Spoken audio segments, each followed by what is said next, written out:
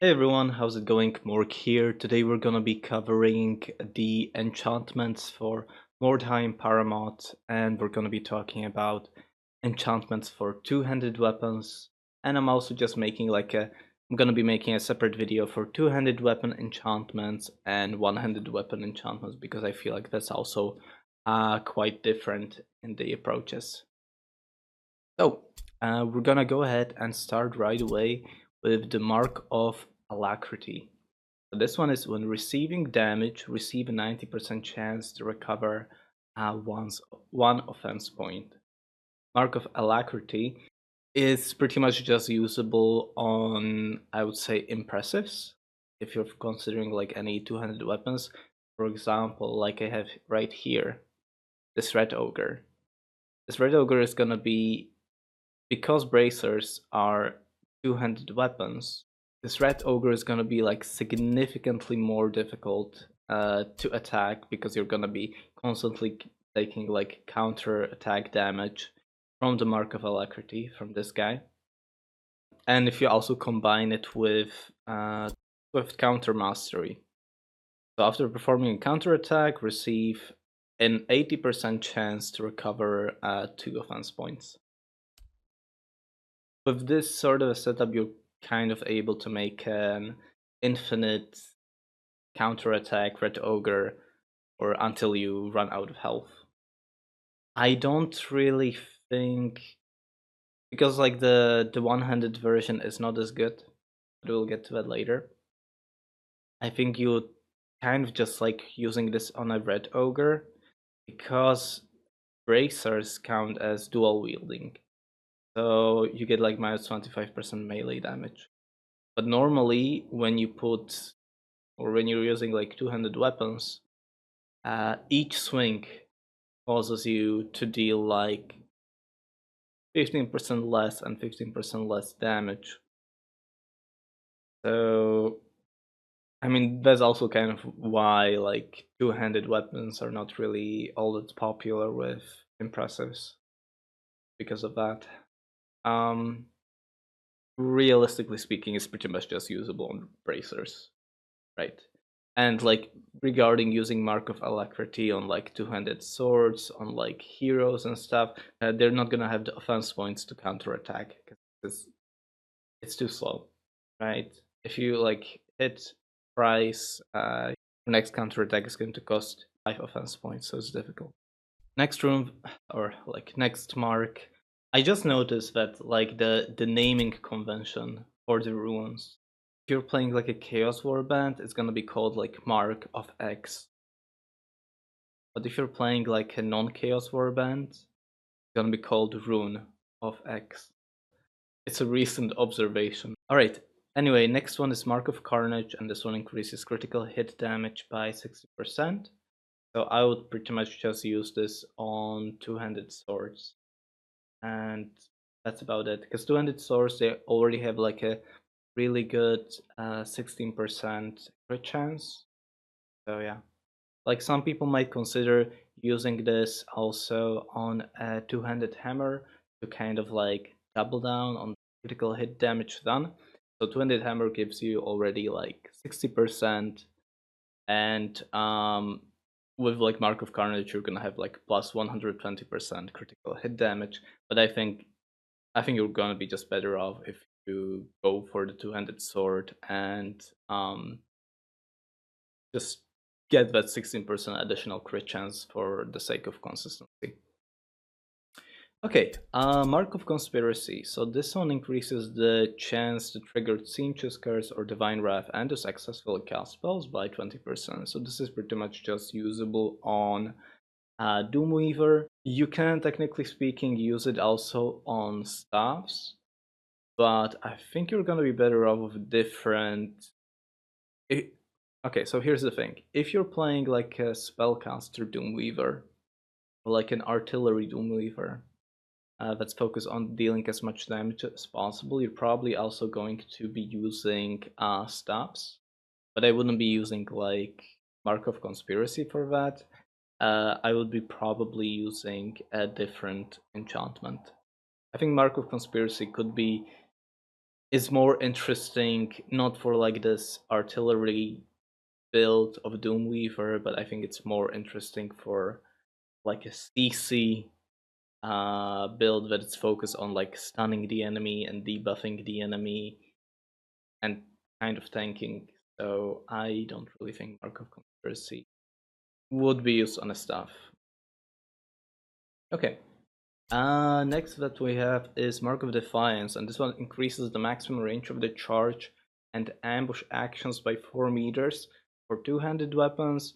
I don't think you want this ever, just because the other marks are simply better options, even if you're playing something like a charge build.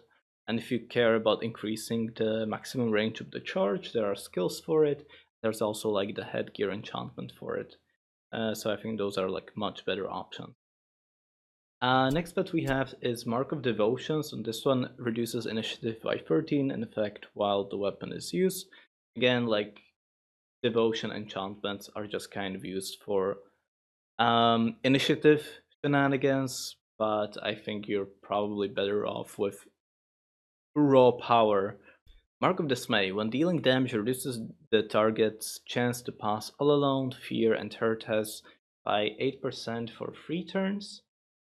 So regarding like applying debuffs, I think like stuff like Mark of Dismay and, for example, also the Mark of Enervation are they kind of are better off on bows, because if I have like, let's say I have 9 offense points, I can get like 4 attacks in with a bow, 5 if I have Adrenaline Rush, and that means I'm able to apply Mark of Dismay 5 times.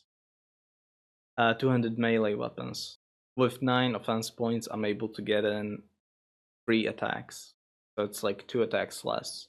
So I don't think the payoff is as good on two-handed weapons as it is on like the range weapons. I probably wouldn't use it, but there might be like some sort of a warband build which is focusing on like reducing the all alone fear and terror tests. Might. So I don't know. Okay, next one that we have is Mark of Enervation, and this one is when dealing damage, reduce the target's magic resistance by 8% for 3 turns. On two-handed weapons, I wouldn't use this whatsoever. I don't think it's worth it. Alright, next one that we have is Mark of Enfeeblement. When dealing damage, receive a 90% chance to remove 1 offense point from the target. Now, this is kind of like an interesting idea, because like when you're counterattacking, it can be quite a significant thing to just suddenly reduce enemies' offense points, especially when they don't expect it. That can like really mess up their attack pattern. And for example, you might get attacked only like twice. The big issue is just like keeping those offense points for counterattacks.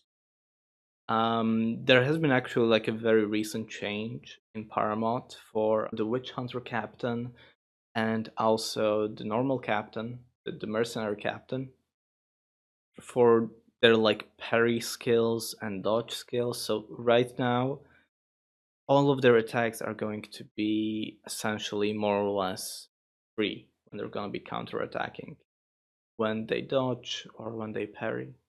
So I think this could be like a potential play for like a two-handed weapon captain or like witch hunter captain. Yeah. I suppose you could technically speaking also use this on like a red ogre, but if you're using it like a red ogre, I don't think you're using it for the purposes of removing offense points from the target.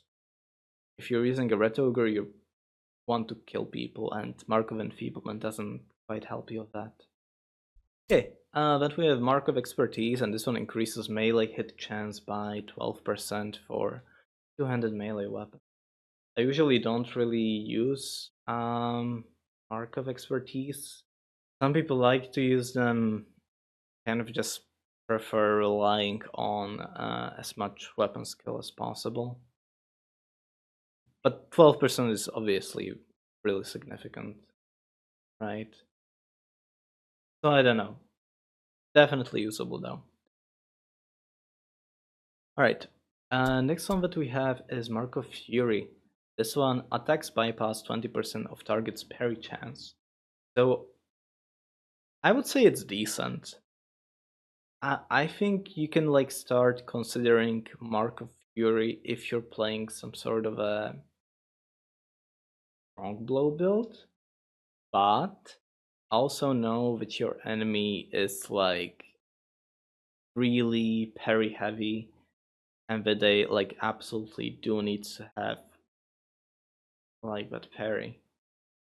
No, actually, sorry, I'm changing my mind here. Okay, no, I wouldn't use it to be honest. Like attacks bypass 20% of target's parry chance. Okay, so here's the thing. If you have some sort of an character that is like a two-handed damage dealer, then you probably should also have in your warband some sort of a friend who's gonna be breaking stances for that guy, and that could be like a henchman. You know, that's like a little Santa's helper, but Santa has like a two-handed hammer. So if the Santa's little helper is going to just trigger the parries, then there is no need for you to bypass target's parry chance. So I don't think Mark of Fury is worth it. So Mark of Havoc increases the chance to deal a critical hit by 8%. I would say the number on this kind of sucks. So if you have like a two-handed sword is going to give you plus 16% critical hit chance. Mark of Havoc only gives you like plus 8%. I think I would just rather go for Mark of Carnage for the increased critical hit damage.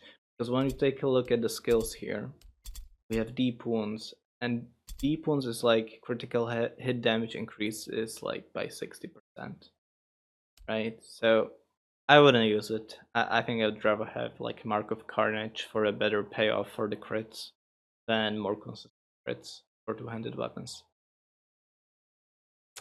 Mark of Luck.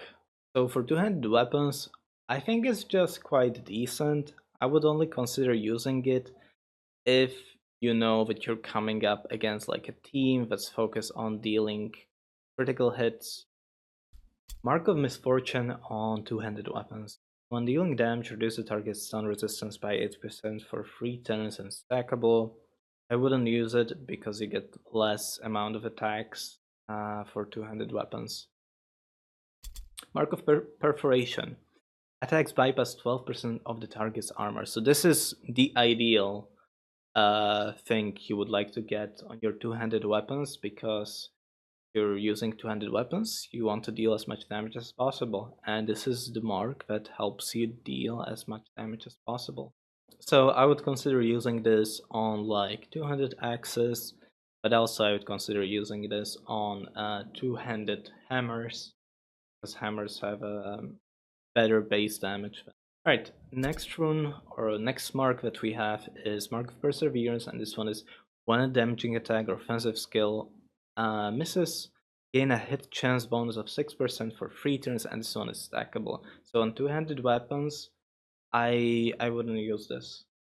I think I would much rather use the Mark of Expertise and just get like 12% melee hit chance outright, then you know, miss twice and then just only then just catch up to the Mark of Expertise. I think Mark of Perseverance is much better suited for bows and one-handed. Next one that we have is Mark of Retribution, and this one increases the damage of all counterattacks performed by 50%. Now this is interesting. I never really considered this mark on any two-handed wielding characters ever. I suppose it could be now like actually like considerable on those, on that witch hunter captain and also on that mercenary captain. That's very interesting, very interesting arc. But I don't know if it's like, I don't know if it's gonna be actually good or anything, but it's interesting for sure. Okay. Mark of Slaying. So this one increases the maximum damage of the weapon by 8. Because the 200 weapon damage is quite high already as it is, you don't really get much from Mark of Slaying. Mark of Slaying is pretty much just an exclusive enchantment for the bows, I would say. Next one that we have is Mark of Speed.